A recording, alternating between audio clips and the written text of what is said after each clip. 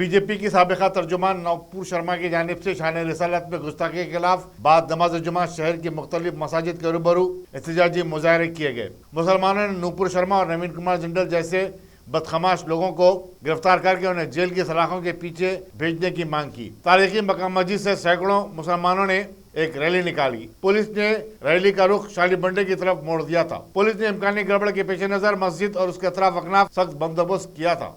एहतजाजी मुसलमान मुखालिफ बीजेपी और मुखालिफ नूपुर शर्मा नारे लगा रहे थे। उनकी मांग थी कि नूपुर शर्मा को फौरी गिरफ्तार किया जाए और उसे सख्त से सख्त सजा दिलाई जाए।